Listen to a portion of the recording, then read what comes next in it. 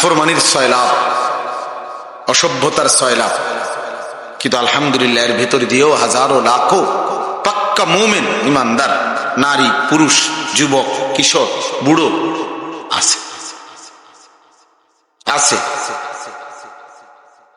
যে হাজারবার জীবন দেবে প্রয়োজনে, কিন্তু আল্লাহর নাফরমানি করবে না, হারামের এক লোকমা নেবে না, হারামের একটা টাকা নেবে না।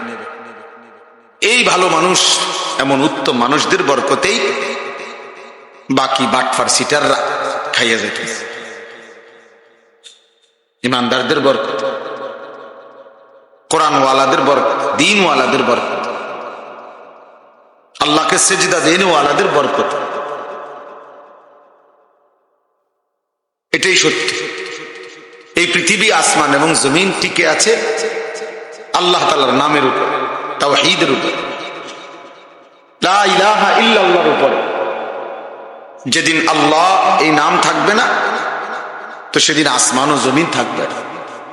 তাহলে আল্লাহর নামের উপরে কি টিকে আছে? আসমান ও জমিন টিকে আছে। তাওহীদের উপরে কায়নাত টিকে আছে।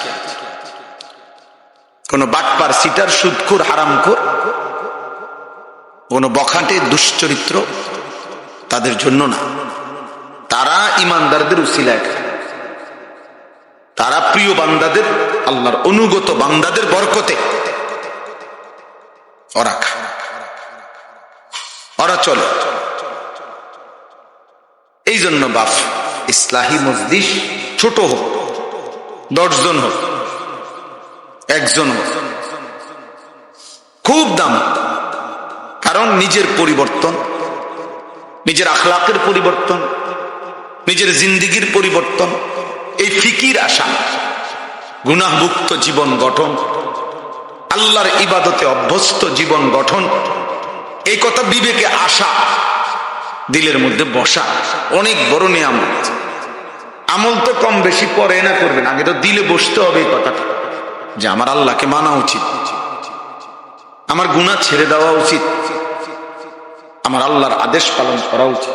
হাজারো লাখো যুবক, কিশোর, নারী, পুরুষ 30 বছরেও 40 বছরেও নাফরমান, তো এটা বুঝেও না যে এটা গুনাহ, সেটা ভাবেও না। আজকে 30 বছর টানা প্রতিদিন এক তালে সুদ খায়, এই হারাম করে তো জানেই না এটা গুনাহ। 30 বছর ধরে প্রতিদিন ব্যবসা করে, প্রতিদিন ওজনে কম, প্রত্যেক দিন মিশা কথা বলে। এই বেঈমানে তো জানেই না, এই নাফরমান তো জানেই না এটা গুনাহ, সে তো এটা কি বুঝেই না, তার কলিজার ভিতরে তো না। কোনদিন 1 বছর 2 বছর কোনদিনই ফজরের নামাজ পড়ে না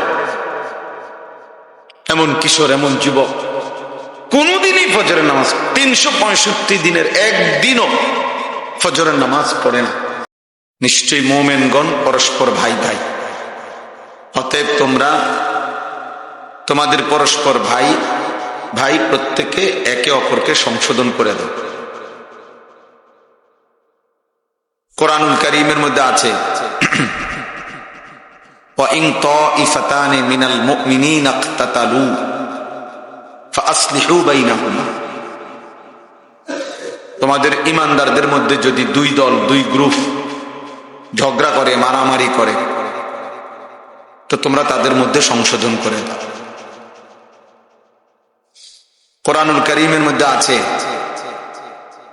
আল্লাহ তাআলা বলেন, ফাত্তাকুল্লাহা ওয়া আসলিহু যাতা বাইনিকুম। তোমরা আল্লাহকে ভয় করো এবং নিজেদের মধ্যে সংশোধন করে দাও। এরকম অনেক শব্দ কোরআনুল কারীমের মধ্যে আছে, ইন উরিদু ইল্লাল ইসলাহা মাস্তাতা'তু। নবীগণ মানুষকে আল্লাহর দিকে ডেকে তো এ কথা বলতেন যে, হে আমার জাতি, এই যে দিবানিশি তোমাদেরকে ডাকতেছি, এর উদ্দেশ্য তোমাদের সংশোধন, আর কিছুই না, তোমাদের জীবন গঠন। তাহলে ইসলাহ সংশোধন, পরিবর্তন, জিন্দিগি আল্লাহ এবং রসুলের রঙে গঠন, আখিরাতের আলোকে জীবন সাজানো, এটা খুব জরুরি। এটা একজন মানুষের, একজন মুমিনের প্রধানতম ডিউটি, প্রধান ডিউটি, নিজেকে আল্লাহ তাআলার হুকুমের অনুগত করা, জীবন গঠন করা। ইয়া আইয়ুহাল্লাযীনা আমানু আলাইকুম আনফুসাকুম, কোরআনুল কারীমের মধ্যে আছে, হে ঈমানদারগণ তোমরা প্রত্যেকেই নিজেকে আঁকড়িয়ে ধরো। তার মানে নিজেকে গড়ে তোলো, নিজেকে সাজিয়ে তোলো, ঈমান আমলের রঙে নিজেকে সাজাও। লা ইয়াদুররুকুম মান দাল্লা ইযা ইহতাদাইতুম, যদি তোমরা নিজেদেরকে হেদায়েতের উপরে উঠাইতে পারো তো পৃথিবীর আর কেউ তোমাকে পথভ্রষ্ট করতে পারবে না। আমি যদি বিশ্বাস করি ঈমান আমল আমার জিন্দেগি, আমার দিলের মধ্যে যদি আখিরাত বসে, কবরের ভয় বসে, গোটা পৃথিবী ল্যাংটা হোক, গোটা পৃথিবী নাফরমানিতে ডুবে যাক, আল্লাহ বলতেছে তোমারে আর কেউ পথ হারা করতে পারবে। তাহলে এমন অসংখ্য মানুষ দেখেন যে একটি সমাজের চারদিকে অসংখ্য অগণিত মানুষ নামাজ পড়ে না, কিন্তু কিছু মানুষ আছে এর ভিতরে দিয়েই প্রতিদিন 5 ওয়াক্ত নামাজ পড়ে। তো সে এটা বুঝছে এটা আমার জিন্দেগি। কলেজ ইউনিভার্সিটি তো আমাদের পরিচিত এমন অসংখ্য ছেলে আছে যেখানে চারিদিকে গুনাহ এবং ছেলে মেয়ে নারী পুরুষের অবাধ চলাফেরা, কিন্তু এর মাঝখানেও সে শতভাগ তার চোখ নামায়া রাখে, নিজেকে হেফাজত করে, 5 ওয়াক্ত নামাজ পড়ে। আলহামদুলিল্লাহ, এরকম অসংখ্য ছেলে আমাদের পরিচিত আছে। তাহলে কারো দিলের মধ্যে যখন আখিরাত ডুবে যায়, ঢুকে যায়, তো চারিদিকের সকলের নাফরমানিও তাকে আর প্রভাবিত করতে পারে। এমন অসংখ্য মানুষ আছে যাদের চারিদিকের সব ঘরে টেলিভিশন চলে, কিন্তু 40 বছর 30 বছর 50 বছরে তার ঘরে তার বিবি বাচ্চা এবং সে, তারা কোনোদিন টেলিভিশন দেখেন, এমন নাই। আলহামদুলিল্লাহ। এই জন্য আল্লাহ তাআলা বলছে আলাইকুম আনফুসাকুম, নিজেকে আঁকড়িয়ে ধরো, নিজেকে গড়ে তোলো, নিজেকে সাজাও, তাহলে গোটা পৃথিবী মিলে কেউ আর তোমাকে পথভ্রষ্ট করতে পারবে না, কেউ না। হযরত মাওলানা তারেক জামিল সাহেব, পৃথিবী বিখ্যাত মুবাল্লিগ, দাঈ, তো উনি বলেন যে আমি আমার দীর্ঘ 30-35 বছরের জীবনে গোটা ইউরোপ আমেরিকা সহ সমস্ত দেশে, এমনকি এক এক দেশের প্রতিটা স্টেটে প্রদেশে আমি সফর করছি, দিনকে দিন, বছরকে বছর, রাতকে রাত। কিন্তু উনি বলেন যে আমি আল্লাহকে সাক্ষী রেখে বলতে পারি, আমার এই নজর এই দীর্ঘ 25 বছর 30 বছরের জীবনে ইচ্ছা করে কোন ভিন নারীর দিকে তাকায় না। অথচ যেখানে উলঙ্গপনা, বেহায়াপনা স্বাভাবিক, যেখানে পর্দা কিংবা ঢেকে ঢুকে চলা অস্বাভাবিক, সেইখানে, ওইখানের ব্যাপারে উনি বলতেছে ওইখানে থাকার, চলার পরেও, যাওয়ার পরেও আমি আমার নজর হেফাজত করছি। তাইলে এই জন্য বললাম, আল্লাহ তাআলা বললেন আলাইকুম আনফুসাকুম, নিজেকে গঠন করো। আমরা কিতাবে পড়ছি একজন নওজোয়ান তাগড়া যুবক মুসলিম মুজাহিদকে খ্রিস্টান সৈন্যবাহিনী গ্রেফতার করছে। তো গ্রেফতার করার পরে উনি অনেক বেশি সুন্দর, সুঠাম, চমৎকার দেহ ছিলেন। তো খ্রিস্টান সেনাপতি ওই যুবক মুজাহিদকে দেখে আকৃষ্ট হয়েছেন নিজের মেয়েকে এই ছেলের কাছে বিবাহ দিবেন, এরকম ভাবছেন। তো চিন্তা করছে আগে তাকে যে কোনো প্রলোভনে খ্রিস্টান বানাই, চেষ্টা করি, তারপরে তার কাছে মেয়ে দিয়ে দিই। তো বহুভাবে ওনাকে প্রলোভন দিছে, হুমকি ধমকি দিছে, উনি কোনোভাবেই মাথা নোয়ায় না। শেষ পর্যন্ত বন্দি করছে। আমরা উর্দু কিতাবে পড়ছি, ওই যুবক মুজাহিদ এবার ওনার কামরার মধ্যে ওই সেনাপতি তার সুন্দরী মেয়েকে একাকী দিয়ে দিছে, আর বলছে তুমি তোমার রূপ যৌবন দিয়ে যে কোনো ভাবে তাকে গুনাহে বাধ্য করবা। তো 3 দিন ওই মেয়ে ওই ঘরে ছিল। 3 দিন পরে সে বের হয়ে তার বাবাকে বলছে যে হে বাবা, নিশ্চিত ইন্নাহু হাজারুন আম শাজারুন, এই যুবক নিশ্চিত হয় পাথর নয়তো কোনো গাছ। সে আসলে কোনো মানুষ না, মানুষের কোনো অস্তিত্ব, প্রাণ, অনুভূতি তার মধ্যে নাই।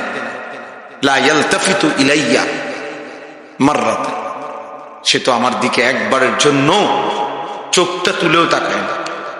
আমি আমার সব চেষ্টা করছি, হয় না। তাইলে আলাইকুম আনফুসাকুম, নিজেকে মজবুত করা অনেক বড় নিয়ম, কষ্টসাধ্য কাজ, কষ্টসাধ্য কাজ, কিন্তু সম্ভব। সম্ভব, আল্লাহর দয়া হলে সম্ভব। এই সমাজে আমরা বাহ্যিকভাবে দেখলে মনে হয় নাফরমানির সয়লাভ, অসভ্যতার সয়লাভ, কিন্তু আলহামদুলিল্লাহ এর ভেতর দিয়েও হাজারো লাখো পাক্কা মুমিন ইমানদার নারী, পুরুষ, যুবক, কিশোর, বুড়ো আছে আছে যে 1000 বার জীবন দেবে প্রয়োজনে, কিন্তু আল্লাহর নাফরমানি করবে না। হারামের 1 লোকমা নেবে না, হারামের 1টা টাকা নেবে। এই ভালো মানুষ, এমন উত্তম মানুষদের বরকতেই বাকি বাটফার সিটাররা খাইয়া যেত। ইমানদারদের বরকত, কোরআনওয়ালাদের বরকত, দ্বীনওয়ালাদের বরকত, আল্লাহকে সেজদা দেনওয়ালাদের বরকত, এটাই সত্য। এই পৃথিবী, আসমান এবং জমিন টিকে আছে আল্লাহ তাআলার নামের উপর, তাওহীদের উপর, লা ইলাহা ইল্লাল্লাহর উপর। যেদিন আল্লাহ এই নাম থাকবে না, তো সেদিন আসমান ও জমিন থাকবে না। তাহলে আল্লাহর নামের উপরে কি টিকে আছে? আসমান ও জমিন টিকে আছে। তাওহীদের উপরে কায়নাত টিকে আছে। কোন বাটপার, সিটার, সুদখোর, হারামখোর, কোন বখাটে, দুশ্চরিত্র তাদের জন্য না। তারা ইমানদারদের উসিলায় খায়, তারা প্রিয় বান্দাদের, আল্লাহর অনুগত বান্দাদের বরকতে ওরা খায়, ওরা চলে। এই জন্য বাপ, ইসলাহি মজলিস ছোট হোক, 10 জন হোক, 1 জন হোক, খুব দাম। কারণ নিজের পরিবর্তন, নিজের আখলাকের পরিবর্তন, নিজের জিন্দিগির পরিবর্তন, এই ফিকির আসা, গুনাহমুক্ত জীবন গঠন, আল্লাহর ইবাদতে অভ্যস্ত জীবন গঠন, এই কথা বিবেকে আসা, দিলের মধ্যে বসা অনেক বড় নিয়ামত। আমল তো কম বেশি পরে না করবেন, আগে তো দিলে বসতে হবে এই কথাটা, যে আমার আল্লাহকে মানা উচিত, আমার গুনাহ ছেড়ে দেওয়া উচিত, আমার আল্লাহর আদেশ পালন করা উচিত। হাজারো লাখো যুবক, কিশোর, নারী, পুরুষ 30 বছরেও 40 বছরেও নাফরমান, তো এটা বুঝেও না যে এটা গুনাহ, সেটা ভাবেও না। আজকে 30 বছর টানা প্রতিদিন 1 তালে সুদ খায়, এই হারাম করে তো জানেই না এটা গুনাহ। 30 বছর ধরে করে, প্রতিদিন ব্যবসা করে, প্রতিদিন ওজনে কমবে, প্রত্যেক দিন মিশা কথা বলে। এই বেঈমানে তো জানেই না, এই নাফরমান তো জানেই না এটা গুনাহ, সে তো এটা কি বোঝেই না, তার কলিজার ভিতরে তো নাই। কোনদিন 1 বছর 2 বছর কোনদিনই ফজরের নামাজ পড়ে না এমন কিশোর, এমন যুবক কোনদিনই ফজরের নামাজ, 365 দিনের একদিনও ফজরের নামাজ পড়ে না। তাহলে এই জানোয়ার তো জানেই না আল্লাহ কি, আখিরাত কি, পরকাল কি, আবার বিচার কি, তা হাসর কি। তার হিসাব হলো জিন্দিগি মানে চুলের পেখম, জিন্দিগি মানে একটা সিবা ফ্যান, জীবন মানে একটা মোবাইল, জীবন মানে একটা মোটরসাইকেল, জীবন মানে কিছু বন্ধুদের আড্ডা, জীবন মানে একটা মাইয়ার লগে কথা বলা, জীবন মানে একটা মেয়ের পিছনে কুত্তার মতো হাঁটা, কোন নারীর জন্য কুকুরের মতো জীবন দিয়ে দেওয়া, যৌবন শেষ করে দেওয়া, চরিত্র নষ্ট করে দেওয়া, খালাস। আর কি, আর কি? তাহলে সে জীবন চিনল কি, বুঝলো কি? জীবন একটু পর পর চুল ফিরা, দেখবেন অনেক প্রতিবন্ধী, বাস্তব, তুমি পরীক্ষা করলেই দেখবা রিপোর্ট আসবে এ প্রতিবন্ধী। এই যে এরা এমনি এমনি একটু পর পর চুল ফিরায় না, এ প্রতিবন্ধী। কারণ তুমি নিজেই জানো এটা সামনে গেলা, তো আবার এটা ফিরাও কা, এটা বারবার যেহেতু তোমার ডিস্টার্ব করে, তো এটা কাটো না কেন? একটা যুক্তি তো থাকবে যে আমি একটা জিনিস আমার বারবার ফেরেশান, বিরক্ত লাগতেছে, আমি এটা সরামু না। তাহলে সে নিজেই আসে, নিজেই ফিরা, নিজেই ফিরা, সারাদিন তার একটা হাত চুল ঠিক করে নিয়ে ব্যস্ত। কিন্তু অসুস্থ না, এটা প্রতিবন্ধী না, তার সিরা মানসিক সমস্যা তার। পৃথিবীর কেউ বেটা, কম করে বলি বেটা, গোটা পৃথিবীর কেউ কোনোদিন, কোনো বেঈমানে কোনোদিন বলে নাই যে পুরুষের মাথার চুলের মধ্যে সৌন্দর্যের কিছু আছে আলাদা, বা এটা নিয়ে আলাদা সৌন্দর্যের কোনো পেরেশানি, এটা পৃথিবীতে নাই। কোন পাগলও বলে নাই, কোন বেঈমানে বলে না। তোম করে কিছু বেঈমানে হয়তো ভুল বুঝাইছে। চুলের উপরে যদি কোনো যত্ন সৌন্দর্যের কিছু হয়, তা নারীর সৌন্দর্য চুলের মধ্যে। পুরুষ চুল নিয়ে ব্যস্ত থাকবে, এটা এক ধরনের মেয়েলি স্বভাব ছাড়া, বেডিতে স্বভাব ছাড়া আর কিচ্ছু হইতো। এটা এক ধরনের কাপুরুষ, যে লজ্জিত পুরুষ হওয়া নিয়ে, যে শরম পাইতেছে যে আমি যে বেডই, এই জন্য আমি একটু লজ্জিত, অনুতপ্ত। আমি যদি মেয়ে হতাম আর মেয়েদের মতো সারাক্ষণ চুল নিয়ে ব্যস্ত থাকতাম, কত না ভালো হতো। নাই তো বলেন কি কারণ থাকতে পারে এটার পিছনে? একটা ছেলেকে কেন, পুরুষকে কেন চুল নিয়ে এত ব্যস্ত বানাই দিল? আফসোসের ব্যাপার, আশ্চর্যের ব্যাপার রীতিমতো। এই জন্য বললাম আলাইকুম আনফুসাকুম। ইসলাহি মজলিসের মূল ফিকিরের নিজের সংশোধন, জিন্দিগির সংশোধন, জীবনকে সুন্দর করা, এটা খুব ভালো, খুব ভালো উদ্যোগ। এক মানুষের সবচেয়ে বড় কল্যাণ, মনে রাখবেন, মানব কল্যাণ 2 ধরনের হয়। এক হলো সেবামূলক কিছু কাজ করা।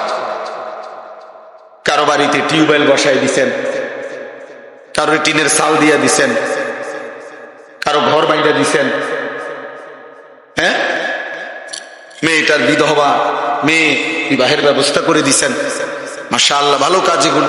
বন্যা, ঘর, ঝড়, ঘূর্ণিঝড়, জলোচ্ছ্বাসে সহযোগিতা করছেন, উত্তম কাজ, মানব সেবা। কিন্তু আরেকটা মানব সেবা হলো, মানব কল্যাণ হলো ওই মানুষটাকে আল্লাহমুখী করে দেওয়া, আখেরাত মুখী করে দাও। ওই মানুষটার জিন্দিগি চেঞ্জ করে ইউটার্ন করে তাকে আল্লাহ রসুল আখেরাত পরকালের দিকে ফিরাইয়া দেওয়া। আল্লাহ কসম, কোরআন বলে এটা হচ্ছে মানবতার সবচেয়ে বড় কল্যাণ। মানুষের সবচেয়ে বড় কল্যাণ হলো তাকে তার রব চিনায় দেওয়া, তাকে তার গন্তব্য চিনায় দেওয়া, তাকে তার মালিক চিনায় দেওয়া, তাকে আল্লাহর সাথে জুড়ে দেওয়া, তাকে নামাজের সাথে বেঁধে দেওয়া, তার ঈমানের দৌলত দান করা। এজন্য আল্লাহ নবী সাল্লাল্লাহু আলাইহি ওয়াসাল্লাম বলছেন, ওয়া ইন্নী আখিযুন বিহুজাজিকুম, আমি চেয়েছি, নবীজি বলেন আমি চেয়েছি কোমরে জড়াইয়া ধইরা হলেও আমার এক এক উম্মতকে জাহান্নাম থেকে বাঁচাইতে। কোমরে জড়াইয়া ধরে হলো, অর্থাৎ হাত ধরলে মানুষ অনেক সময় ছুটে যায়, কাঁধে হাত দিলে মানুষ অনেক সময় ছাইরা লাগে, কিন্তু কোমরে যদি কেউরে আঞ্জা করে শক্ত করে ধরে এই বাঁধন ছুটাইতে কষ্ট। যেন নবীজি বলেন আমি চেয়েছি আমার এক এক উম্মতকে কোমরে জড়িয়ে ধরে হলেও জাহান্নামের আগুন থেকে বাঁচাতে। এই ফিকির, এইটা হলো বড় ফিকির। প্রতিটা মানুষকে নেক কাজের আদেশ করা, গুনাহের কাছ থেকে ফিরিয়ে রাখার চেষ্টা করা বাপ, এটা মানবতার বড় কল্যাণ, এটা বড় কল্যাণ। তারে আমি 3 বেলা খাওয়াইলাম অথচ সে আল্লাহকে সিজদা দেয় না, এটা বড় কল্যাণ না? হ্যাঁ, এটাও কল্যাণ, তার ভালো। কিন্তু মানবতার, মানুষের সবচেয়ে বড় কল্যাণ হলো মানুষকে তার মালিকের সাথে জুড়ে দাও, জুড়ে দাও। এজন্য কিতাবে আছে, নবী সাল্লাল্লাহু আলাইহি ওয়াসাল্লাম বলছেন, লাল্লাহু আশাদ্দু ফারাহান বিতাওবাতি আবদিহি, আল্লাহ তাআলা সবচেয়ে বেশি খুশি হয় বান্দা যখন তওবা করে গুনাহ ছেড়ে দিয়ে আল্লাহর কাছে ফিরে আসে। আর হাদিসে আছে, নবীজি বলেন, কোন বান্দা যখন গুনাহ ছেড়ে দেয়, নাফরমানি ছেড়ে দেয়, তওবা করে আল্লাহর কাছে ফিরে আসে, সেজদা দেয়, গোলামি করে, আল্লাহর নাফরমানি ত্যাগ করে, খোদার কসম নবী বলে আল্লাহ তখন ফেরেশতাদেরকে বলে, আমার আসমান সাজিয়ে দাও, জান্নাত সাজিয়ে। তো ফেরেশতারা আসমান সাজায়, জান্নাত সাজায়, আর বলে আল্লাহ আসমান কেন সাজাইলেন, জান্নাত কেন সাজাইলেন? তো আল্লাহ তাআলা বলে, আসলাহাল আবদু মাওলাহু। আল্লাহ তখন বলে, শুনো ফেরেশতারা, আজকে এক গোলাম যে তার মনিব থেকে বহুদিন যাবৎ ভাইগে গেছিল, পলায়ন করছিল, আজকে সেই ভেগে যাওয়া পলায়ন কৃত গোলাম তার মনিবের সাথে সম্পর্ক ঠিক করে নিছে। আমারে গোলাম বহুদিন আমারে সেজদা দেয় নাই, আমার হুকুম মানে নাই, আমার নাফরমানির উপরে ডুবা ছিল, ওই আমার থেকে দূরে সরে গেছিল, আজকে আমার সেই গোলাম, আমার সেই বান্দা, আমার থেকে যে ভেগে গেছিল, আমার ভেগে যাওয়া বান্দা আমি মালিকের সাথে তওবা করে সম্পর্ক ঠিক করে নিছি। আমি এই খুশিতে আসমান সাজিয়ে দিলাম, জান্নাত সাজিয়ে দিলাম। তাইলে আল্লাহ তাআলা সবচেয়ে বেশি খুশি হয় বান্দা যখন আল্লাহর দিকে ফিরে আসে। এজন্য হাদিসে আছে, আল্লাহ নবী সাল্লাল্লাহু আলাইহি ওয়াসাল্লাম বলেন, আকরাবু মা ইয়াকুনুল আবদু মির রাব্বিহি ওয়া হুয়া সাজিদ। নবীজি বলেন সাল্লাল্লাহু আলাইহি ওয়াসাল্লাম, বান্দা আল্লাহ তাআলার সবচেয়ে আকরাব, ঘনিষ্ঠ হয়, আল্লাহর সবচেয়ে ঘনিষ্ঠ হয় বান্দা কখন? নবীজি বলেন ওয়া হুয়া সাজিদ, বান্দা আল্লাহকে সিজদা করে দেয়। কখন? ওয়া হুয়া সাজিদ, যখন সে সিজদা। আমার শায়েখ আল্লামা মুফতি মুশতাকুন নবী সাহেব বলে, আল্লাহ যখন, বান্দা যখন আল্লাহকে সিজদা করে, তো আল্লাহ মহব্বতে ওই বান্দার মাথায়, পিঠে হাত বুলায় দেয়, আদর করে দেয়, আদর করে দেয়। আল্লাহ যেন বলে, বান্দা আমারে সিজদা দিলা, যাও বান্দা, খুশি হলাম, খুশি হলাম। এজন্য নামাজ যার কপালে জোটে না তার কপালের উপরে লানত, যার কপালে সেজদা নেই। থুতু তোর কপালে, থু তোর কপাল, লানত তোর কপাল, লানত তোর কপালে। সেজদা জোটে না, তোরে আল্লাহ বানাইলই কেন? যার কপালে সেজদাই জোটে। এবং বলবেন যে আপনি হুজুর লানত দিলেন। হ বেটা, আল্লাহ লানত দিছে। ওয়া ইন্না আলাইকা লানাতা ইলা ইয়াউমিদ্দিন। কোরআন শরীফে আল্লাহ বলছে, ইবলিস তুই আমারে সেজদা দিলি না, আজকে থেকে নিয়ে কিয়ামত পর্যন্ত তোর উপরে আমি আল্লাহর লানত। কোরআন শরীফের আয়াত। তাহলে ইবলিসের উপরে আল্লাহ এই লানতটা কেন দিছে? কথা বলেন না কেন? সেজদা না করার কারণে তো কি দিছে? কয়দিনের লানত? একবার, একদিনের লানত, কিয়ামত পর্যন্তের জন্য। তাইলে একটি সেজদা না দিলে যদি কিয়ামত পর্যন্ত লানত দেয়, একদিনে 5 ওয়াক্ত নামাজে এক নাফরমান কতগুলো সেজদা ছুটে গেছে। ফজরের নামাজের 4 রাকাত নামাজে 8টা সেজদা, জোহরের যদি 10 রাকাতও ধরি 20টা সেজদা, আসরের যদি 4 রাকাতও ধরি 8টা সেজদা, মাগরিবের যদি 5 রাকাতও ধরি 10টা সেজদা, এশার নামাজের যদি 9 রাকাতও ধরি 18টা সেজদা। একদিনে তোর কয়টা সেজদা ছুটে গেল? তুমি কি পরিমাণ লানতের যোগ্য হলে, তুমি কি পরিমাণ অভিশপ্ত হলে। আল্লাহ আমাদেরকে বুঝ দান করেন।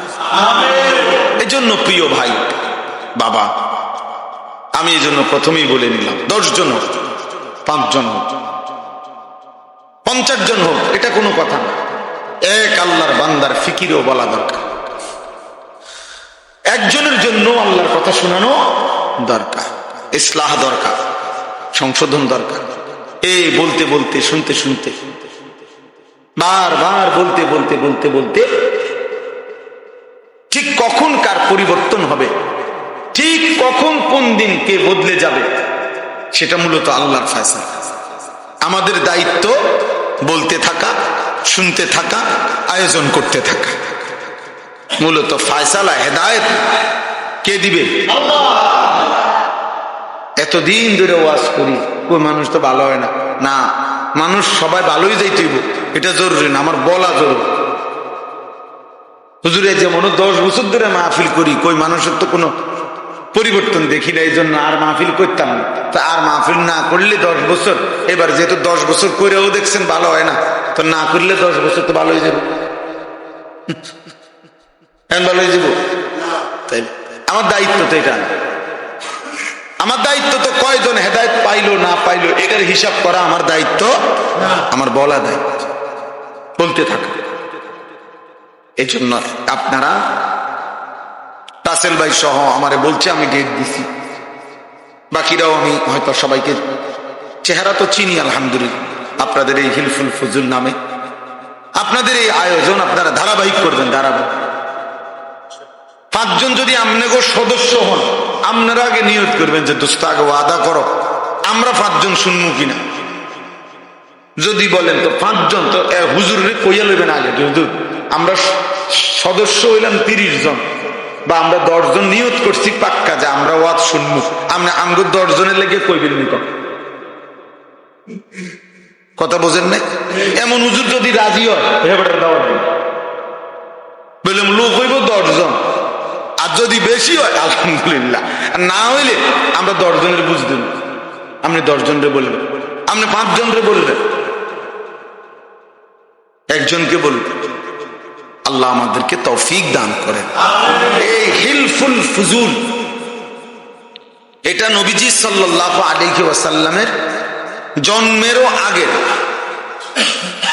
সংগঠন, আরবের একটি সংগঠনের নাম মূলত। অর্থাৎ আরবের মধ্যে ফজল নামে, একই নামে 3 ব্যক্তি ছিল, তিনজন ব্যক্তি, ফজল নাম, তিনজনের নামে ফজল। এই তিনজন ব্যক্তি একই নামের, ওনারা একসাথে অঙ্গীকার করছিল। হিলফুন মানে হলো ওয়াদা, অঙ্গীকার, শপথ। আর এই ফুজুল মানে হলো ফজল নামের তিনজন। বুঝছেন? এটা কিন্তু অনেকখানি এই সংগঠনের নাম আছে, দেখেন না? এই জন্য বলতেছি আর কি, সবার ভালো হইল। অর্থাৎ এই একই নামের তিনজন ব্যক্তি, ফজল নামের, ওনারা মক্কায় একদিন সিদ্ধান্ত নিছে, শপথ করছে যে আমরা আমাদের এই মক্কায় আমরা সর্বাত্মক চেষ্টা করব এখানে যেন কারো উপরে কোনো জুলুম, ছিনতাই, কারো উপরে যেন অন্যায় না হয়, কেউ কারো উপরে যেন জুলুম করতে না পারে। আমরা মজলুমের পক্ষে, দুর্বলের পক্ষে আমরা সমর্থন করব, সহযোগিতা করব, সাহায্য করব, জালেমকে প্রতিহত করতে চেষ্টা করব, মজলুমের কল্যাণ করব, দুস্থ অসহায়ের কল্যাণ করব। এই একটা শপথ নিয়ে ওনারা কাজ শুরু করছিলেন। পরবর্তীতে বহু মানুষ এর সাথে যোগ হয়েছে এবং খোদ নবুয়ত পূর্ব মানে 40 বছরের আগেই আমাদের নবী সাল্লাল্লাহু আলাইহি ওয়াসাল্লামও এই ইনাদের এই হিলফুল ফুজুলের সাথে সক্রিয়ভাবে অংশগ্রহণ করছে। বুঝছেন না কথা? তো সেইখান থেকে আজকে 1500 বছর আগের এই পবিত্র নিয়তে, ভালো নিয়তে তিনজন ব্যক্তি একটি উত্তম কাজের জন্য নিয়ত করছিল, শপথ করছিল। তো সেই নাম আজকে 1500 বছর পরেও পৃথিবীতে কেমন পরিচিত না? কেমন পরিচিত! কত নামে আমরা তো ওয়াজে যাই, সারা বাংলাদেশে এই নামে শত শত এলাকায় কি আছে সংগঠন, হিলফুল ফুজুল। তাহলে শুধু এটা বাংলাদেশে না অন্যত্র নাই?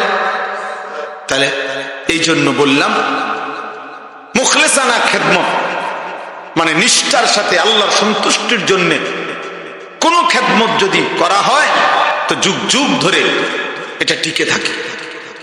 আল্লাহ তাআলা আপনাদেরকেও তৌফিক দেন, কবুল করেন, আমিন। এইবার আমি একটা আয়াত পড়ছি, এই আয়াতের উপরে অল্প একটু কথা বললে আমার কথা শেষ ইনশাআল্লাহ। আমাদের প্রিয় ভাই হযরত মাওলানা মুফতি ইউসুফ বিন ইকবাল, এই মাওলানা বয়সে আমাদের অনেক কম, আলহামদুলিল্লাহ সে অনেক ভালো আলেম, অনেক ভালো আলেম। আমি ব্যক্তিগতভাবে তার বয়ান শুনি, তার কথা শুনি, তার প্রত্যেক কথায় 10 মিনিট 20 মিনিট আধা ঘন্টাও যদি কেউ শুনে তো ভালো যারা আলেম তারাও অনেক খোরাক পায়। এত সুন্দর কথা বলতে পারে, এবার এত দলিল ভিত্তিক, রেফারেন্স ভিত্তিক কথা বলে, এটা অবাক যাবে। হাজার হাজার পৃষ্ঠা খুঁজাও আমনে খুঁজা পাইতেন না, অসংখ্য হাদিসের কিতাব খুঁজাও আমনে এগুলোর একসাথ করতে পারতেন না। কিন্তু আলহামদুলিল্লাহ ওলামায়ে কেরাম আপনাদের কাছে যুগ যুগ ধরে আলেমরা পুরা কোরআন, পুরা হাদিস, পুরা দ্বীনকে একসাথ করে গবেষণা করে যুগে যুগে উম্মতের সামনে, উম্মতের ওলামায়ে কেরামরা মানুষের জীবন চলার দিক নির্দেশনা, আখিরাতমুখী, কল্যাণমুখী দিক নির্দেশনা দিয়ে যাচ্ছে। এটা ওলামায়ে কেরামেরই একমাত্র খেদমত, যেটা এই পৃথিবীর আর কেউ করতে পারেও নাই, পারবেও না, কেউ পারবে না। কোন জেনারেল শিক্ষিত ব্যক্তি পুরা কোরআন সামনে নিয়ে, নবীজির সমস্ত হাদিসকে সামনে নিয়ে পূর্বাপর সমস্ত কিছু বিশ্লেষণ করে উম্মতকে সঠিক দিক নির্দেশনা দেওয়া, এটা একমাত্র ওলামায়ে কেরামেরই বৈশিষ্ট্য। এটা ওলামায়ে কেরামেরই বৈশিষ্ট্য, বিশ্বাস করে। এজন্য ওলামায়ে কেরাম থেকে বিচ্ছিন্ন হওয়া, ওলামায়ে কেরাম থেকে বিচ্যুত হওয়া, ওই মানুষগুলো, ওই ব্যক্তিগুলো নিশ্চিত মনে রাখবেন ওরা সঠিক রাস্তা, গন্তব্য, মঞ্জিল পাবে না, মাঝখানে কোথাও না কোথাও হোঁচট খাইয়া পড়ে যাবে। পড়ে যাবে। প্রত্যেক সময়ে মনে রাখবেন, সর্বসময়ে কিছু মানুষ, কিছু ব্যক্তি, কিছু গোষ্ঠী প্রকাশ্যে কিংবা গোপনে সর্বদাই তৎপর থাকে, যারা উলামায়ে কেরামের বিরোধিতা করার জন্য সচেষ্ট।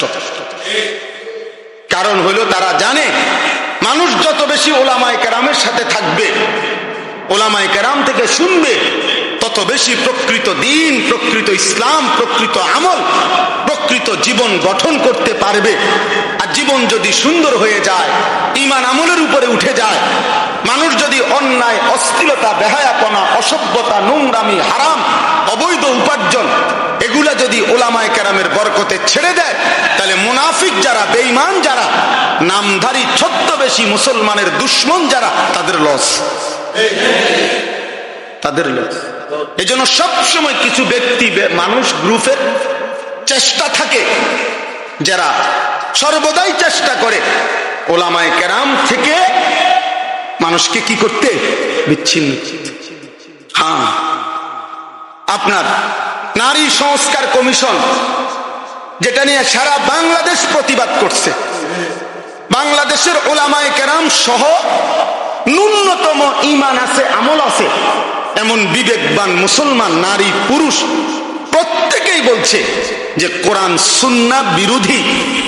এখানে অসংখ্য ধারা প্রতিবেদনে লিখছে তারা, যেটা প্রকাশ্যে আল্লাহর কোরআন বিরোধী, রাসূলের সুন্নাহ বিরোধী, এটা স্পষ্ট বলছে। উলামায়ে কেরামও দেখায় দিছে, সাধারণ বিবেকবান মুসলমান, ইমানদার মুসলমানও এটা দেখছে, শুনছে, জানে। কিন্তু অল্প কিছু নারী, নারী নামের কলঙ্ক, এরা আপনার গোটা জাতিকে বিদ্রুপ করে উলামায়ে কেরাম এবং ইসলাম এবং ধর্মের বিরোধিতা করে তারা ধর্ম, আলেমদের বক্তব্য, কোরআন সুন্নাহর বক্তব্য সবকিছুকে প্রত্যাখ্যান করে তাদের দাবি যে নারীর অধিকার, মর্যাদা, তারা যা বলে, তারা যা চায়, নারী যা বলবে, নারী যা চাইবে, সেই অধিকারে তাকে দিতে হবে। তাদের বক্তব্য এটা। আর তাদের পক্ষে সমর্থন করে এমন কিছু নামধারী, মুখোশধারী মুসলমান আছে, নাউজুবিল্লাহ। এই 2 দিন হয় বাংলাদেশের কিশোরগঞ্জের একজন নেতা, পুরান নেতা, বুড়া নেতা, এই পর্যন্ত কয়েকবার ডিগবাজি দিছে, দল বদলাইছে, এই পর্যন্ত বহু দল বদলাইয়া, তাই নিয়ে প্রকাশ্যে টক শোতে আপনার 2 দিন আগে এই অসভ্য, বেয়াদব প্রকাশ্যে সারা পৃথিবীকে সামনে রেখে উলামায়ে কেরামকে তুচ্ছ তাচ্ছিল্য এবং ব্যঙ্গ বিদ্রুপ করেছে। আজীব হবে, সে বলছে আমরা 500 টাকার মৌলবী, আমরা 1000 টাকার নাকি মৌলবী, আমগরে 500 টাকা দিলে আমরা ওয়াজ বদলায় ফেলি, আমরা ফতুয়া বদলায় ফেলি। নারীদেরকে বলছে তোমরা এই মোল্লাদের সন্তান পেটে ধারণ করবা না। এত বড় জঘন্য বেয়াদব বাংলাদেশে আরেকটা কেমনে জন্ম নিয়া এই ফ্যাসিস্ট পরবর্তী 5ই আগস্ট যেই সময় জালেম পলায় গেল, এরপরে এই জালেম কেমনে থাকলো, এটা আশ্চর্য লাগতেছে। এত বড় জঘন্য বেয়াদব, এত বড় ভয়ানক বেয়াদব। বয়স্ক মানুষ, বয়স 60 বছরের কম হবে না, সে একেবারে, সে বলতেছে মোল্লাদের, ইসলামের মধ্যে কোনো মোল্লাতন্ত্র নাই, ইসলাম এক জিনিস, মোল্লাতন্ত্র আরেক জিনিস। মানে আমরা মোল্লারা বললাম এক জিনিস, ইসলাম আরেক জিনিস। তুই কি কইলি পাগল, কি কইলি তুই? হ্যাঁ, কি বললা? এটা কথা হইল? এই জন্য উলামায়ে কেরাম এটার তীব্র প্রতিবাদ করেছে। এমন জঘন্য বেয়াদব যেই দল লালন করে তাদের ভবিষ্যৎ খুব ভালো হবে না, ভবিষ্যৎ ভালো হবে না। এই নাফরমান, উলামা বিদ্বেষী, আলেম বিদ্বেষী, সে নিজেকেও ডুবাবে, তার দলটাকেও ডুবাবে শেষ পর্যন্ত। আশ্চর্য। এই জন্য ভাইয়া একজন হলেও মনে রাখবেন, উম্মতকে উলামাদের থেকে সর্বশ্রেণীর মুসলমানকে, মানুষকে আলেমে দ্বীন থেকে বঞ্চিত করার যে কোনো ষড়যন্ত্র, যে কোনো চেষ্টা, এটা আমরা ঘৃণা ভরে প্রত্যাখ্যান করা দরকার। এজন্য আপনাদের কাছে আমার অনুরোধ রইল, ওলামায়ে কেরাম যুগ যুগ ধরে আপনাদের কাছে দ্বীন পেশ করে, আল্লাহর কোরআন পেশ করে, রাসূলের সুন্নাহ পেশ করে। কয় টাকা উপার্জন আপনারা বলেন ইনসাফ করে?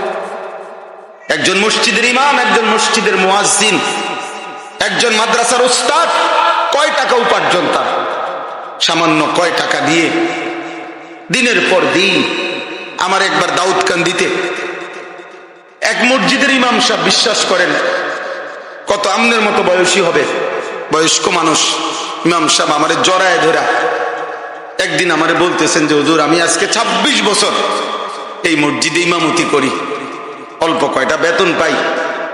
কয় যে হুজুর, আমি আমার বিবি বাচ্চার কত আবদার জীবনে পূরণ করতে পারি নাই অভাবের কারণে, কাইন্দা দিছে। কয় যে হুজুর, আমার আল্লাহ আমারে, আমি 26 বছর এই মসজিদের খেদমত করি, একই মসজিদে, ছোট একটা মসজিদ।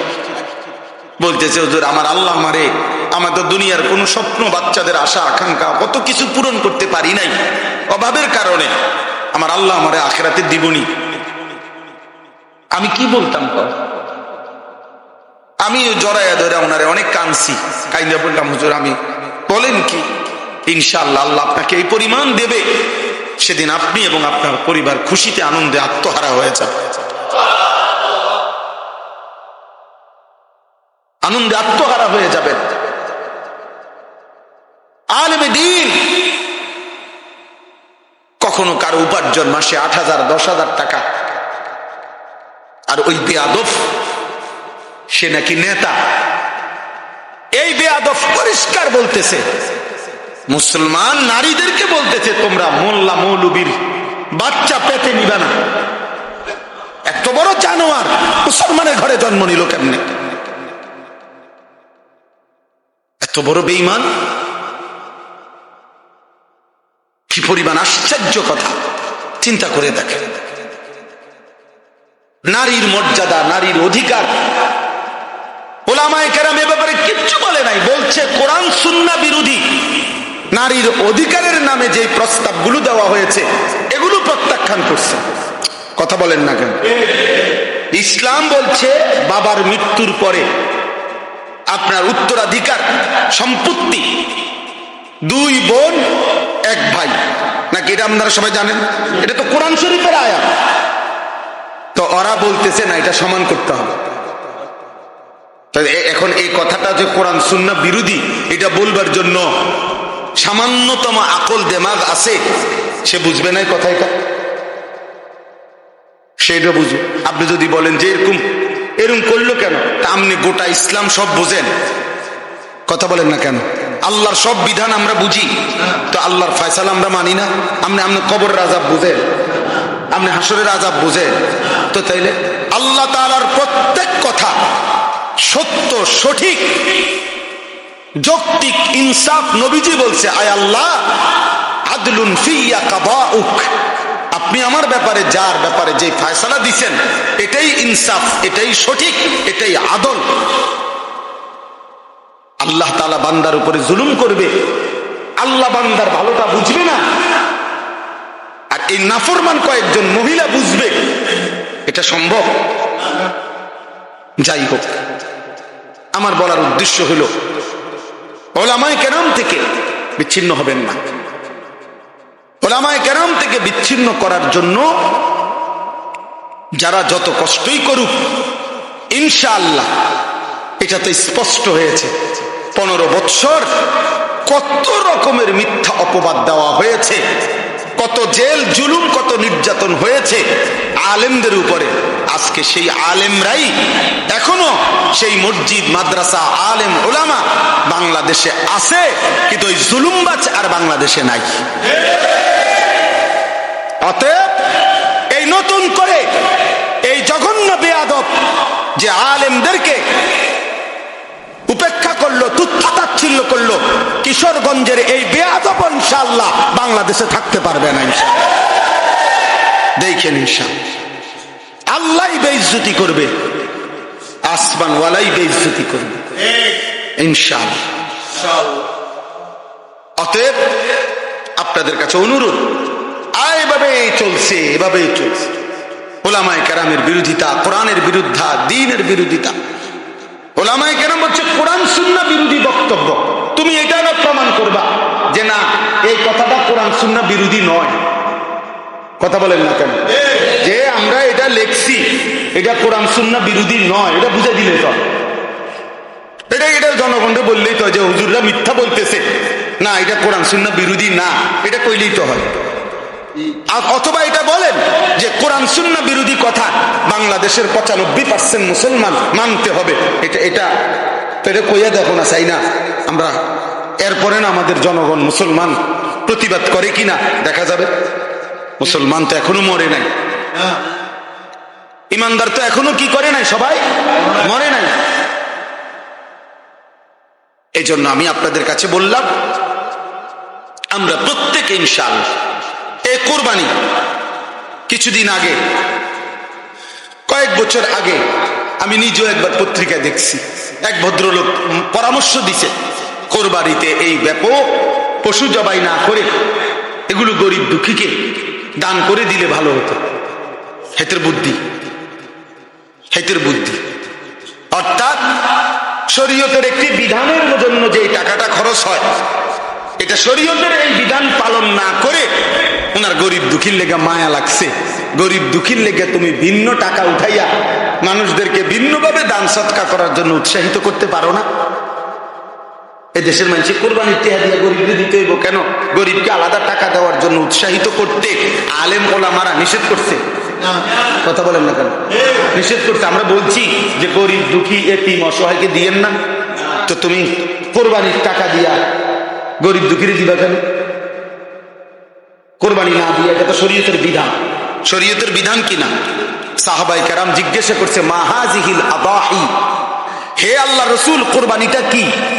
নবীজি বলছে সুন্নাতু আবিকুম ইব্রাহিম, তোমাদের পিতা ইব্রাহিমের সুন্নাত।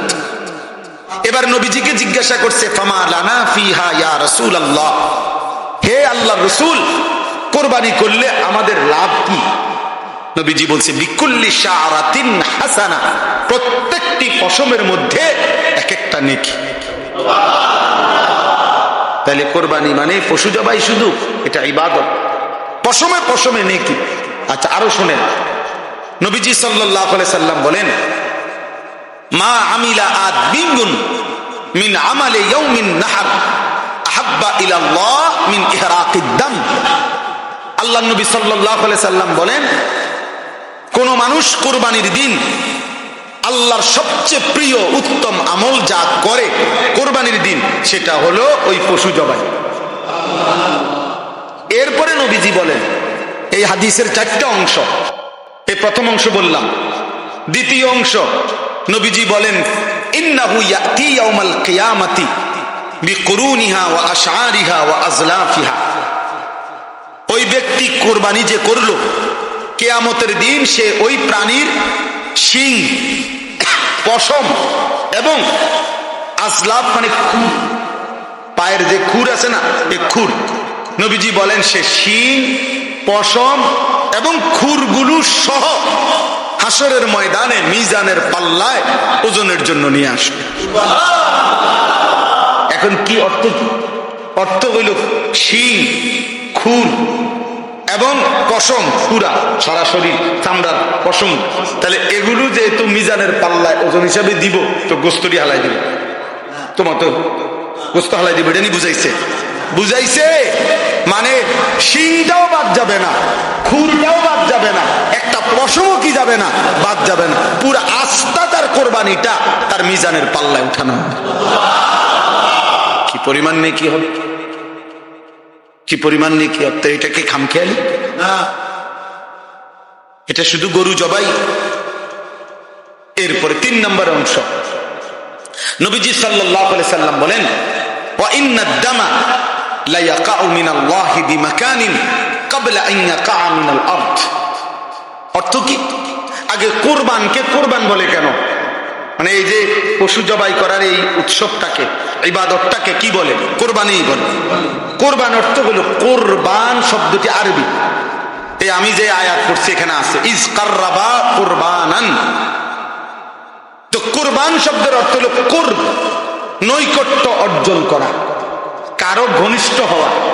মানে কোরবানির মাধ্যমে সবচেয়ে কম সময়ে বান্দা আল্লাহর ঘনিষ্ঠ হয়, নৈকট্য অর্জন করে, এই জন্য কোরবানকে কোরবান বলা হয়। এখন সবচেয়ে কম সময়ে মানে কি, এটা আপনি ব্যাখ্যা দিলে বুঝবেন। ওই হাদিসের অর্থের জন্য বলতেছি, আপনি এমনি আগে বাংলায় বুঝেন, তাইলে হাদিসের তর্জমা বুঝতে সুবিধা হবে। মনে করেন একটা গরু, ছাগল, ভেড়া, বকরি, দুম্বা, মহিষ, এটারে মাটিতে শোয়াইল জবাইয়ের জন্য। কেমন? এখন আপনি বলেন এই গলা আর মাটি, মানে যে গলাটা যে শোয়াইল জবাই করার জন্য, গলাতে তো কি লাগাবে? ছুরি দিবে। এখন গলার থেকে মাটি ব্যবধান কতদূর? এক হাত, আধা হাত, 1 বিঘত, অথবা 4 আঙ্গুল, 5 আঙ্গুল। আচ্ছা ধরি আমরা 1 বিঘত, সর্বোচ্চ 1 বিঘা কি 1 বিঘত, এর বেশি তো হবে না। তাহলে গলা থেকে মাটি ব্যবধান 1 বিঘত। এখন বলেন, প্রাণীটা যখন জবাই করবে কোরবানির দিন, এই গলার মধ্যে যখন ছুরি চালাবে, তখন রক্তের ফোঁটা মাটিতে যে পড়বে, প্রথম ফোঁটা কয় মিনিট লাগবে? 2 সেকেন্ড ধরে নিলাম, 3 সেকেন্ড, এর বেশি তো না। 2 থেকে 3 সেকেন্ডের ভিতরেই রক্ত কোথায় পড়বে? মাটিতে। কারণ কি? গলার থেকে মাটিতে একদম কাছে, ঠিক না? জবাইয়ের সাথে সাথে।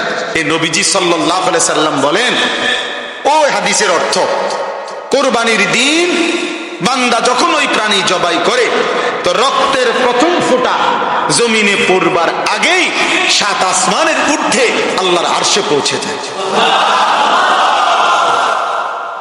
তাহলে 2 থেকে 3 সেকেন্ডের মধ্যে বান্দা আল্লাহর কি হয়ে যায়? ঘনিষ্ঠ। এই জন্য এটারে কোরবান।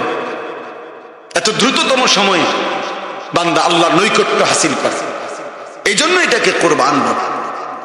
এই জন্য নবীজি বলেন, রক্ত মাটিতে পড়বার আগে আগেই আল্লাহর কাছে পৌঁছে। ফাতিবু বিহা নাফসান। এবার নবীজি বলেন 4 নম্বর অংশ হাদিসের, নবীজি বলেন, অতএব তোমরা খুশি খুশি কোরবানি করো। কি কোরবানি করো? খুশি খুশি দিলে, খুশি খুশি। খুশি কি করুম আর, যা বেশি জন বিরক্ত করো রে, যা দিমু এবার করো, আর কি করার আছে? এটা নিয়ে কোরবানি। প্রতি বছর দিয়ে আইতে আসি, হ্যাঁ 10 জনের লগে চলন লাগে, হ্যাঁ মানুষে কি মনে করব, যা দেও, আর কি করার আছে? এটা নিয়ে কোরবানি। এই বুঝেন না? যাক, আর এক উছিলায় মাইয়ের শ্বশুর বাড়ির থেকেও কিছু লোক খাওয়ানি বাকি রয়েছে, কথাবার্তা, হ্যাঁ দাও, আরেক নাম্বার দাও। এই উছিলায় মানুষ 200 খাওয়াই দিলাম, 100 খাওয়াই দিলাম, এটা নিয়ে কোরবানি? এটা ইবাদত। এটা কি? আল্লাহ নবী এর জন্য বলছে খুশি খুশি কোরবানি করো। এটারে পেরেশানি মনে করো না, বিরক্ত মনে করো না, এটারে ঝামেলা মনে করো না, খুশি খুশি কোরবানি করো, খুশি খুশি কোরবানি করো। অতএব এবার আমার কথার সমাপ্তি। এই আয়াতের মধ্যে আল্লাহ তাআলা বললেন, ওয়াতলু আলাইহিম নাবা আবনাই আদম বিল হক। হে নবী, আপনি আদমের 2 সন্তানের কাছে, আদমের 2 ছেলে হাবিল কাবিল, তাদের ঘটনাটা আমার বান্দাদের কাছে স্পষ্ট করে বলেন।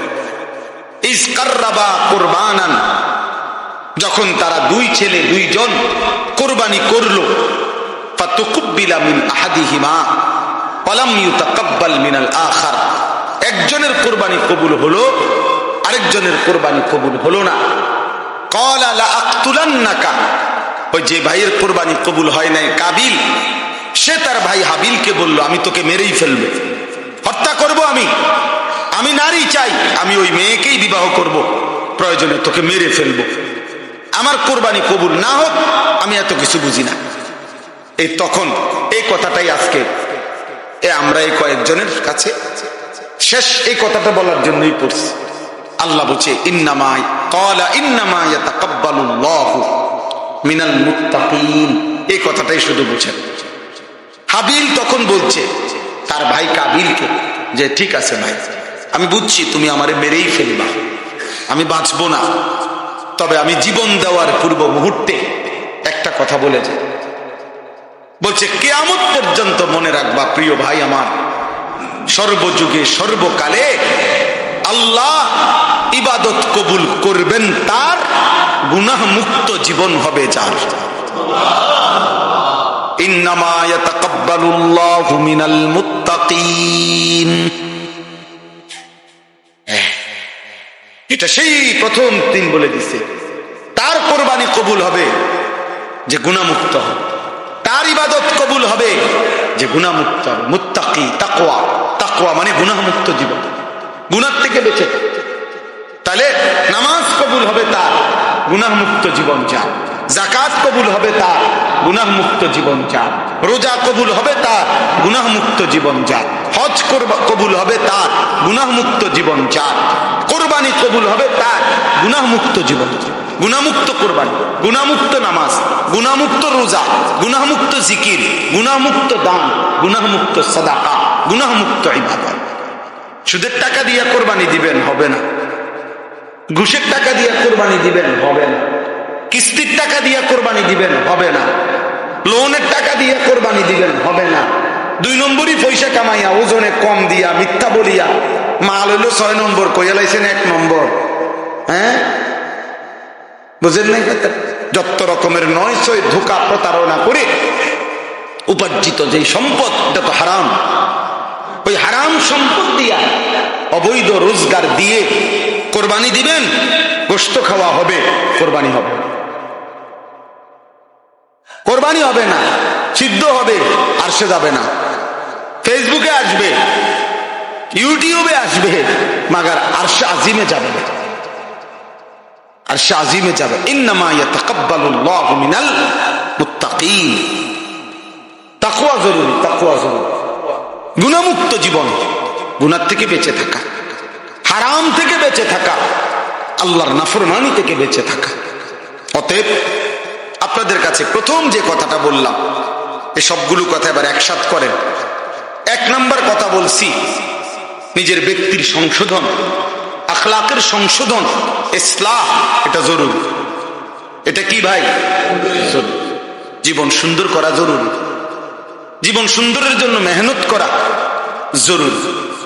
2 নম্বর বলছি এই হিলফুল ফুজুল যে কয়জন আছেন, এই কয়জনে উদ্যোগ নিয়ে যে আমরা শুনবো, মানুষ হইব নি না, মানুষ হইতো না, আপনি শুনবেন নি, দেখো এই নিয়তে প্রতিনিয়ত ইসলাহি মজলিসের আয়োজন করে দেখবেন ইখলাস ও তাকওয়ার বরকতে আল্লাহর বান্দাদের দিলের মধ্যেও ছুঁয়ে যাবে,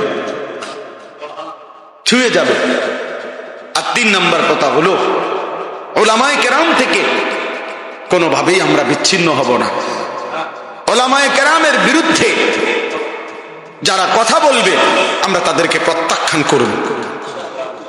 4 নম্বর কথা হলো কুরবানি সহ নামাজ, রোজা, কুরবানি, হজ, সমস্ত ইবাদত, দান, সাদাকা, জিকির, তেলাওয়াত, সমস্ত ইবাদতের ক্ষেত্রে গুনাহমুক্ত থাকা, গুনাহ থেকে বেঁচে থাকা, এটা বাধ্যতামূলক। এটার দিকে নজর রাখা। আল্লাহ আমাদের প্রত্যেককে তৌফিক দান করেন। আল্লাহ তাআলা আজকের এই মজলিসকে কবুল করে নেন। আল্লাহ তাআলা আগামী দিনও এই মজলিসকে চালু রাখবার তৌফিক দান করেন। আলহামদুলিল্লাহি রাব্বিল আলামিন। আমিন। আল্লাহুম্মা আনতাস সালাম ওয়া মিনকাস সালাম। তাবারাকতা ইয়া যাল জালালি ওয়াল ইকরাম। ইয়া আরহামার রাহিমিন, ইয়া আরহামার রাহিমিন, ইয়া আরহামার রাহিমিন। রব্বানা যালামনা আনফুসানা ওয়া ইল্লাম তাগফির লানা ওয়া তারহামনা লানাকুনান্না মিনাল খাসিরিন। রব্বানা আতিনা ফিদ দুনিয়া হাসানাহ ওয়া ফিল আখিরাতি হাসানাহ ওয়া কিনা আযাবান নার। রব্বির হামহুমা কামা রব্বায়ানি সগীরা রব্বানা হাব লানা মিন আজওয়াজিনা ওয়া যুররিয়াতিনা কুররাতা আ'য়ুন ওয়াজআলনা লিল মুত্তাকিনা ইমামা। মৌলায়ে করিম আপনি মাফ করে দেন, রব্বে করিম আপনি মাফ করে দেন, মেহেরবান মৌলা। আপনার ঘরেই লম্বা সময় বসেছিলাম, এতটা সময় ধরে আপনি আপনার ঘরেই জায়গা দিয়েছেন, এখন গুনাহ মাফ না করে কেমনে বের করে দিবেন? আয় মাওলা মাফ করে দেন মাওলা। আপনার ঘরে যেহেতু বসতেই দিলেন, এখন আপনি মাফই করে দেন, মাফ করে দেন মাওলা। আযাব দিলে আপনার কোনো লাভ নাই, মাফ করে দিলে আপনার কোনো ক্ষতি নাই, মাফ করলে আপনার কমবে না, মাফ না পেলে আমাদের উপায় থাকবে না। আয় করিম আপনি মাফ করে দেন, আয় রহমান আপনি মাফ করে দেন, আয় রহিম আপনি মাফ করে দেন, আয় গফফার আপনি মাফ করে দেন, আয় গফুর আপনি মাফ করে দেন, আয় মাওলা আপনি মাফ করে দেন। পেছনের সব গুনাহ মাফ করে দেন, আগামী জিন্দেগি আপনি সুন্দর করে দেন, ঈমান আমলের দৌলত দেন, ইজ্জত আফিয়ত দেন, তাকওয়া তহারত দেন, গুনাহ মুক্ত জীবন দান করেন, আপনার গোলামি করার তৌফিক দান করেন, জীবনটা সুন্দর করবার তৌফিক দান করেন, চুল চেহারা আখলাক আমল সুন্দর করে দেন। আল্লাহ কিশোর যুবক ছেলেগুলোকে বদলে দেন, কিশোর যুবক ছেলেগুলোকে বদলে দেন, কিশোর যুবক ছেলেগুলোকে বদলে দেন। আল্লাহ এদের চেহারা সুন্দর করে দেন, এদের চুল মুসলমানের মতো স্বাভাবিক বানিয়ে দেন, এদের আখলাক সুন্দর করে দেন। আল্লাহ সেজদাওয়ালা কপাল বানিয়ে দেন, কাঁদনেওয়ালা চোখ বানিয়ে দেন, জিকিরওয়ালা জবান বানিয়ে দেন, মোহব্বতওয়ালা দিল বানিয়ে দেন, সুন্নতওয়ালা জীবন বানিয়ে দেন, বন্দিগিওয়ালা জীবন বানিয়ে দেন। আয় আল্লাহ আপনি মাফ করে দেন, সমস্ত কবরবাসীদেরকে মাফ করে দেন, কিয়ামত পর্যন্ত কবরের আযাব মাফ করে দেন, কবরগুলোকে জান্নাতের টুকরা বানিয়ে দেন, আপনার নূরে রহমত দ্বারা ভরপুর করে দেন, অসুস্থ বিমারি যারা শিফা করে দেন, কামাই রুজিতে হালাল বরকত দান করেন, চাকরি ব্যবসা ক্ষেত খামার সবকিছুতে বরকত দান করেন, প্রবাসী বিদেশের জমিনে যারা সহি সালামতে নিরাপদে রাখেন মাওলা, আল্লাহ প্রত্যেকের নেক মাকসাদ পূরণ করে দেন, এই মসজিদখানা কবুল করে নেন। আল্লাহ মসজিদের সমস্ত খিদমাত আপনি কবুল করে নেন, ইমাম খতিব মুয়াজ্জিন খাদেম কমিটি মুসল্লি সবাইকে কবুল করে নেন। আল্লাহ আপনি দয়া করেন, হিলফুল ফুজুল এই পরিষদ আপনি কবুল করে নেন। আল্লাহ তাদেরকে আরো ভালো কাজ করার তৌফিক দান করেন, প্রতিনিয়ত এই ইসলাহি মজলিস চালু করবার তৌফিক দান করেন, আপনি হিম্মত দান করেন, আপনি ইস্তেকামত দান করেন, আপনি শক্তি সাহস দান করেন। আয় আল্লাহ আমার দেশকে নিরাপদ করে দেন, আমার দেশকে নিরাপদ করে দেন, প্রতিটা মানুষের জান মান ইজ্জত আব্রু আপনি হেফাজত করেন, মা বোনদেরকে পর্দা পুশিদা দান করেন, আবেদা সালেহা মা ফাতেমা রাবেয়া বসরিয়ার মতো বানিয়ে দেন। আল্লাহ আপনার ঘরে যারা ছুটে ছুটে যাচ্ছে, আল্লাহ হাজী সাহেবানদেরকে আপনি কবুল করে নেন, আমরাও যেতে চাচ্ছি মাওলা, আপনি তৌফিক দিয়েন, আপনি তৌফিক দিয়েন, আপনি বঞ্চিত কইরেন না। আল্লাহ আমার এই বাবা ভাই সকলকে কাবার কালো গিলাফ দেখতে দিয়েন, মদিনার সবুজ গম্বুজ দেখতে দিয়েন।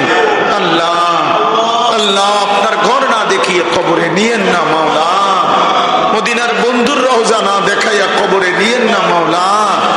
আয় আল্লাহ সারা পৃথিবীর মজলুম মুসলমানকে বিজয় দান করেন, গাজা ফিলিস্তিনের মুসলমানকে বিজয় দেন, পাকিস্তানের মতো একটা বিজয় ফিলিস্তিনকেও দেন মাওলা। আয় আল্লাহ মোদিকে আপনি বেইজ্জতি করেছেন, নেতানিয়াহুকে আপনি ধ্বংস করে দেন, আপনি ধ্বংস করে দেন, আপনি ধ্বংস করে দেন। আয় আল্লাহ এদেশে ইসলামকে কায়েম করে দেন, উলামাদের ইজ্জতকে কায়েম করে দেন, উলামায়ে কেরামের বিরুদ্ধাচরণ যারা করেছে আপনি তাদেরকে বেইজ্জতি করে দেন, আপনি তাদেরকে বেইজ্জতি করে দেন। আল্লাহ হে করিম, হে করিম মাফ করে দে।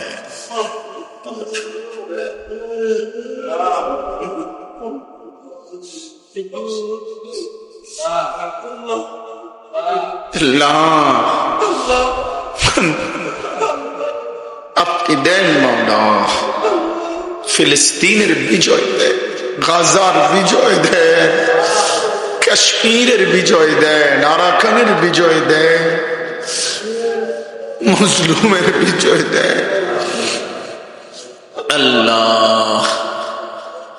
রব্বির হামহুমা কামা রব্বায়ানি সগীরা। সুবহানা রাব্বিকা রাব্বিল ইজ্জাতি আম্মা ইয়াসিফুন ওয়া সালামুন আলাল মুরসালিন ওয়ালহামদুলিল্লাহি রাব্বিল আলামিন।